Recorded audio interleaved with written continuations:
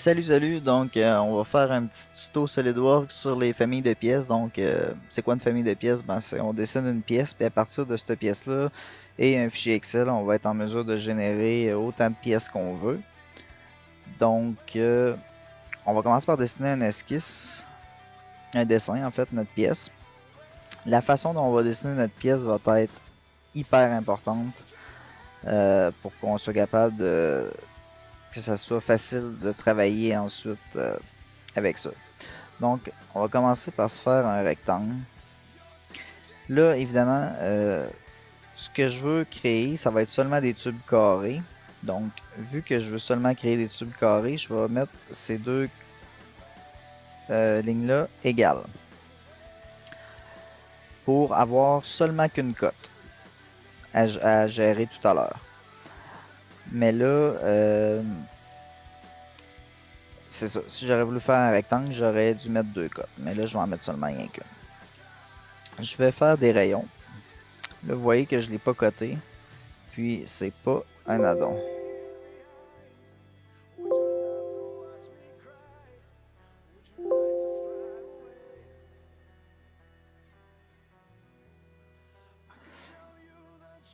Je vais tout de suite mettre mes rayons d'un quart. Je vais vous expliquer tantôt pourquoi. C'est qu'en fait, mon tube va avoir un quart d'épais. Mais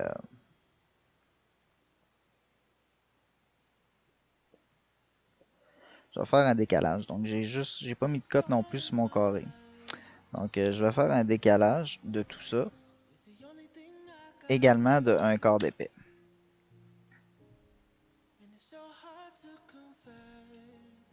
Oups. Donc, ça, c'est mon tube. Là, je vois que l'épaisseur n'a pas rentré comme je voulais. Un quart d'épais.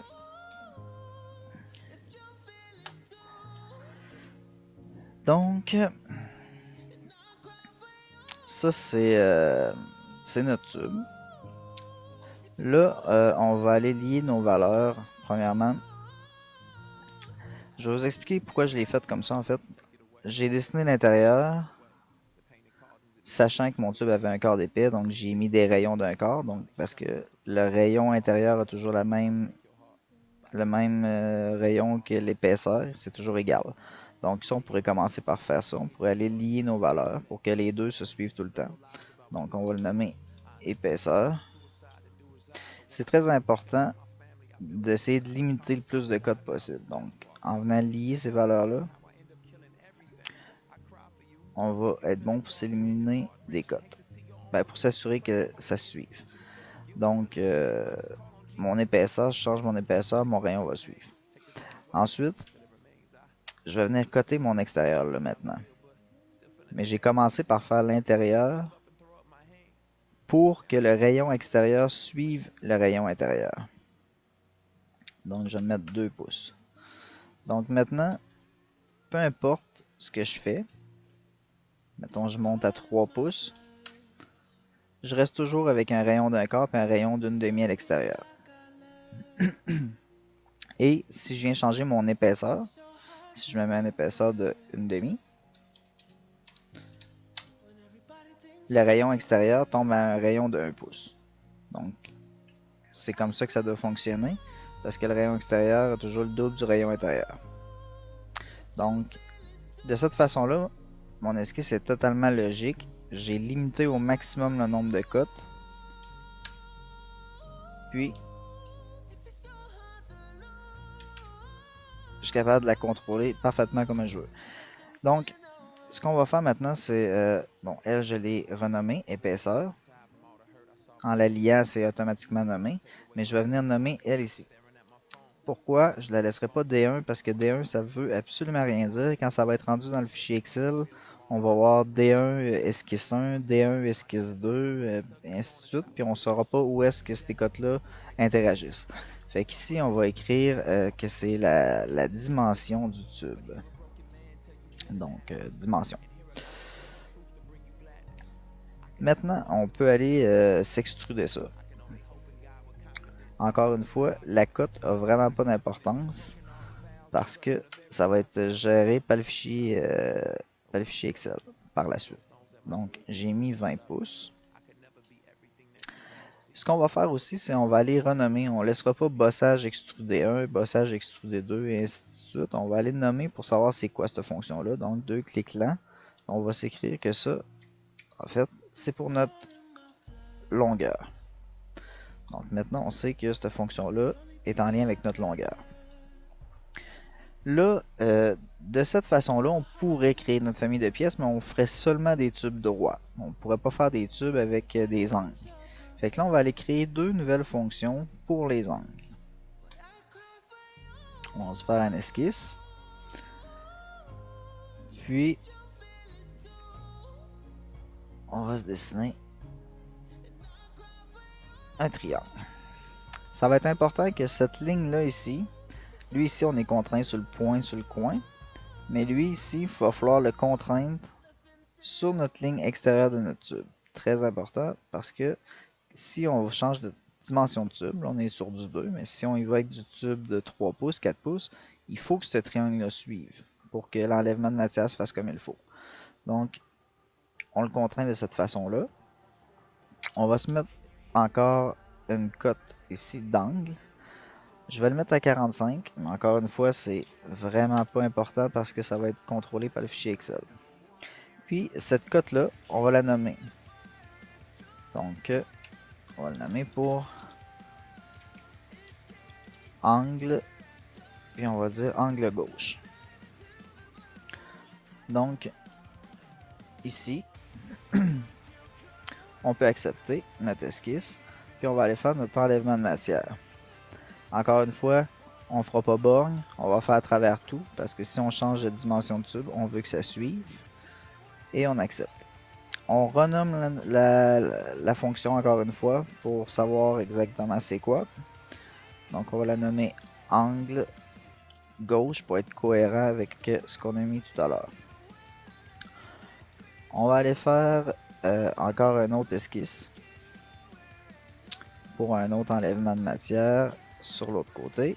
On l'a fait de la même façon qu'on a fait la première.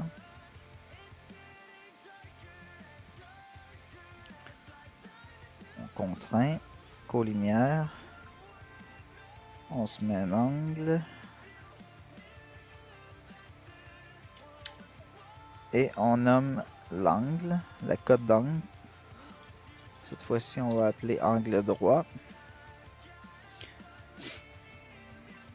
On accepte.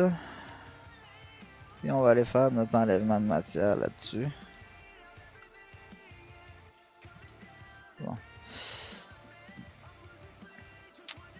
Toujours à travers tout. Puis on renomme. Pour angle droit. Donc, notre pièce est créée. Puis là, c'est pas tant compliqué parce qu'on va générer seulement que... On va générer dans le fichier Excel pas tant de codes parce qu'on a juste 3 fonctions, mais le même principe s'appliquerait à d'autres types de pièces, là, que ce soit des plaques ou peu importe. Là. Ce qui est toujours important, c'est de nommer les fonctions, nommer les cotes, puis d'essayer de limiter au maximum les cotes. Donc ici, j'ai une cote qui va piloter l'angle, un autre code qui va piloter mon autre angle. J'ai la fonction qui va me permettre d'activer ou désactiver la fonction. Même chose pour ici. J'ai 3 codes qui me permettent de tout contrôler. Donc, on peut s'en aller faire notre famille de pièces. On va aller dans Annotation. On va aller ici. Et on va aller dans Famille de pièces. Ici, créer automatiquement. Donc, il va créer un fichier Excel. Si je cliquerais sur à partir du fichier, ben c'est advenant le cas que j'aurais déjà un fichier Excel de montée. Mais là, ça devient plus compliqué parce qu'il faut aller lier les colonnes au code. Donc, nous, ce qu'on va faire, c'est créer automatique pour qu'il nous en crée un nouveau. On va permettre la mise à jour automatique entre les deux fichiers. Donc, vice versa, si je modifie le SolidWorks, ça va modifier le Excel. Si je modifie le Excel, ça va modifier les pièces dans SolidWorks. Donc, on va le laisser cocher comme ça. Puis, on laisse toutes les options en bas cochées. On peut accepter. Là, il va faire une petite recherche là, pour trouver nos codes qu'on a. Donc, il a trouvé toutes ces cotes-là. Évidemment, c'est toutes les cotes que j'ai nommées tout à l'heure. Il y en aurait d'autres, donc si j'aurais utilisé, je sais pas moi, 10 cotes sur ma première esquisse, les 10 cotes se seraient trouvées là. Puis ce que je vous disais tantôt, c'est ils ont pas nécessairement, tu sais, comme là, tu vois, D1 long. Je sais que c'est ma fonction long, angle, mais tu sais, j'aurais pu venir renommer ce code-là, mais je l'ai pas renommé. Donc, ce que je pourrais faire annuler puis aller la renommer, mais vu que c'est la seule, là, je vais la laisser comme ça. De toute façon, je sais que c'est sous la fonction long. Donc, je vais tout sélectionner les codes pour qu'il les ramène dans mon tableur. Donc, c'est important de toutes les sélectionner. On fait OK. Et là, vous voyez, il a tout ramené dans le tableur.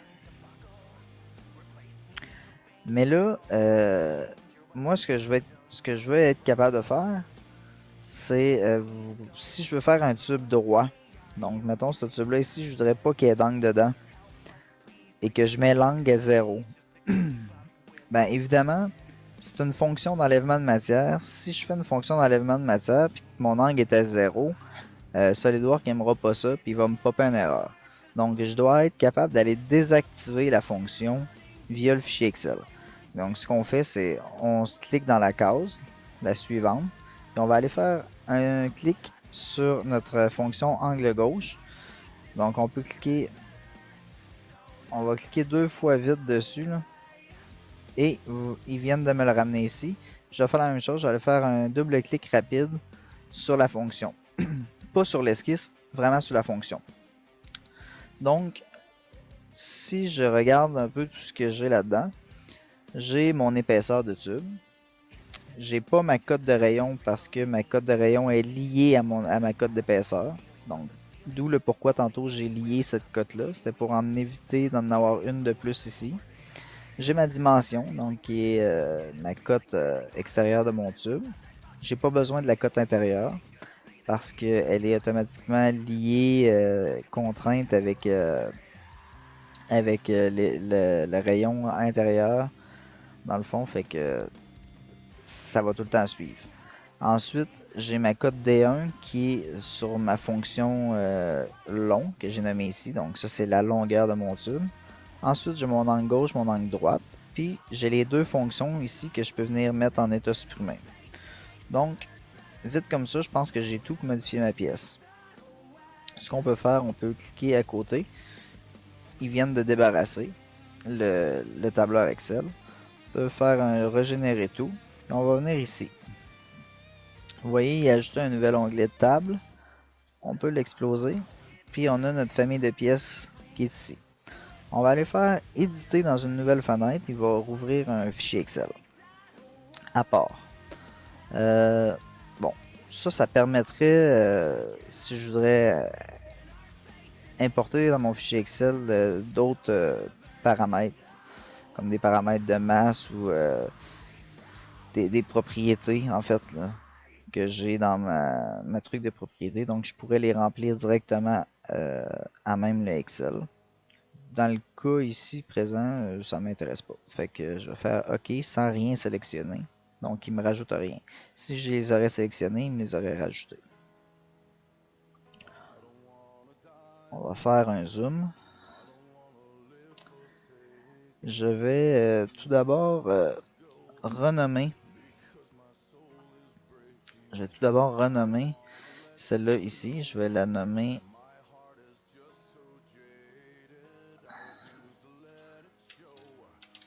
tube 20. Là, je vais créer tous mes tubes. Donc, je vais toutes les nommer. Tube 14. Tube 8. Oups.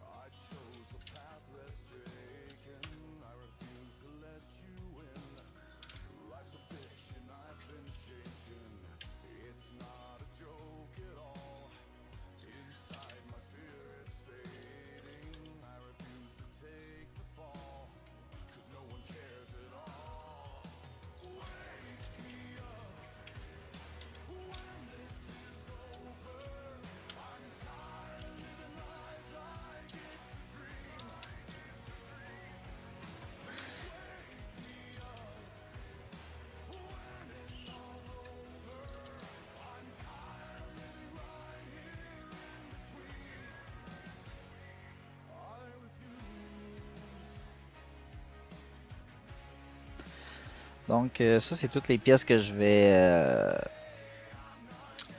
générer. Je vais me rajouter des zéros sur certains.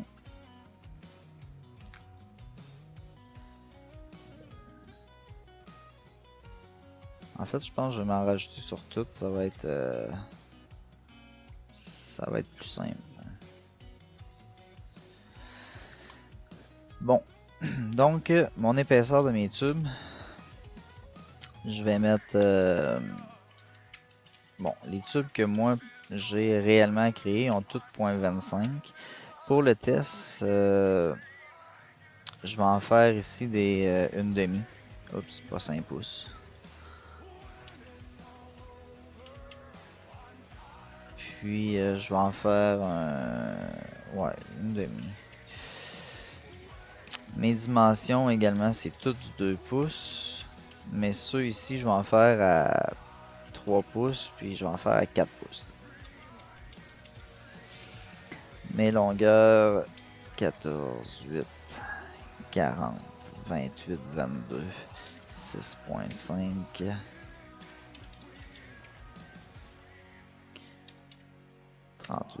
Bon, ici, on va y aller avec une grandeur standard, 20, 20, 20, 20. Maintenant, on arrive dans mes angles. Donc, moi ici, je ne veux pas d'angle. Donc, je pourrais mettre 0. Mais, c'est pas ça qu'il faut faire. Donc, ce qu'on va faire, tout d'abord, c'est ici. Si on clique sur ici, là, vous voyez qu'il y a un truc qui apparaît pour dire comment on va gérer l'état supprimé. Donc, on peut mettre supprimé ou NS pour non supprimé. On peut également mettre 0 ou 1, ça revient à la même chose. Donc, ce que je vais faire, je vais mettre en état supprimé pour toutes mes tubes, à part lui ici. Donc, tous ceux-là, je vais les mettre en état supprimé. Mais je vais quand même devoir laisser un angle. Parce que ça prend un angle, sinon l'esquisse va tomber en erreur. Ça va marcher pareil, mais ça va créer une erreur tannante. Fait qu'on va laisser un angle. On peut mettre une couleur pour savoir que sont pas activés. Parce qu'ils sont tous en état supprimé ici. Lui, j'ai réellement besoin d'un angle de 45 degrés ces deux bouts. Fait que je vais aller mettre NS pour non supprimé. Pour qu'il conserve actif. Puis maintenant, ben ça c'est d'autres tubes pour les tests. Donc ce qu'on va faire, on va s'amuser avec un angle de 15 degrés. Puis on va se mettre on ne mettra pas d'angle sur ce bout là. Donc on va mettre NS pour non supprimer, S pour supprimer. On va faire l'inverse. 45-15. Ce qu'on va faire supprimer et NS. Elle ici, on va la mettre en état supprimé. La couleur, en fait, c'est simplement pour savoir que cet angle-là sert absolument à rien dans la pièce. En vrai, c'est 0 parce que je suis supprimé. Sauf que, comme j'ai dit tantôt, mettre 0 ferait bugger SolidWorks. Puis on va s'amuser en mettant 55 degrés, puis 15 degrés, puis 10 degrés, puis évidemment ils sont en non supprimé. Puis on va se mettre 0 degré pour lui. Donc en état supprimé et en état non supprimé. Donc je viens de créer 13 pièces dans le temps de le dire. De tout est fait, je peux enregistrer ça comme ça et je ferme. Là, ce qu'il me dit, c'est que bon, la famille de pièces a généré les configurations suivantes. Donc, c'est toutes les pièces que j'ai créées viennent d'apparaître là. Je fais OK, puis ils viennent de tous apparaître ici. Donc, on peut aller voir que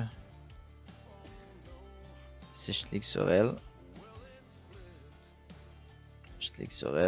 elle est droite. Je clique sur elle, elle est à angle. clique sur elle est droite. Elle devrait être à angle. Si on va dans nos dernières pièces, on voit que on est plus épais. Donc je peux la mesurer. On devrait être en temps normal en 1/2. Donc on est en 1/2. Puis on devrait être sur du 4 pouces, je crois. Non, ça c'est du 3 pouces. Donc 3 pouces. C'est elle ici, je pense, qui est en 4 pouces. Ouais, elle ici est en 4 pouces. On peut la mesurer. 4 pouces. On voit que j'ai un angle sur un côté, puis pas sur l'autre. On pourra regarder celle-là ici. Un angle de 55 puis 15, je crois qu'on avait mis. Pas d'angle, un angle. Donc, il a tout créé mes pièces. Et évidemment, ben, si je veux par la suite venir les modifier, j'ai seulement qu'à venir ici, éditer dans une nouvelle fenêtre. On veut rien rajouter, donc on laisse ça comme ça. Ici, mon tube 20, je le voulais en état supprimé, donc je vais le mettre en état supprimé. Puis, c'est correct, donc je peux accepter. Je ferme. Et maintenant, mon tube 20 il est droit. Tout à l'heure, il y avait des angles. Et voilà. Donc, ben, c'est pas plus compliqué que ça de créer une famille de pièces. Je vais aller supprimer. Je vais supprimer ces tubes-là, en fait.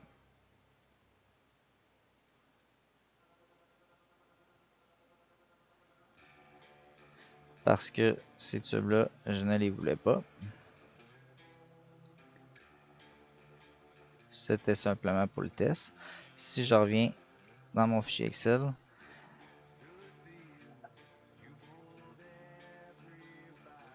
et les enlever aussi. Comme quoi que les deux sont vraiment liés ensemble. Et donc, ben évidemment, là, c'est même si c'est une famille de pièces, quand que si je l'enregistre,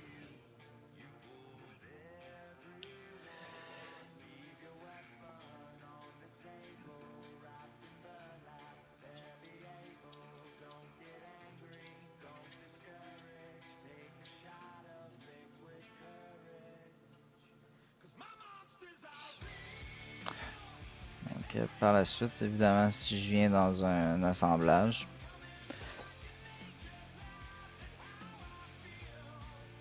puis que je viens chercher la pièce, il me demande quelle configuration que je veux.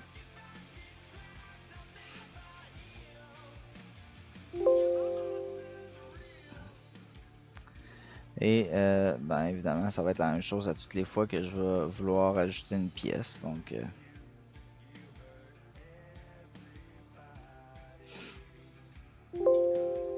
je vais être capable de venir modifier puis de la changer comme je veux. Mettons, on prend elle parce qu'il y avait des angles.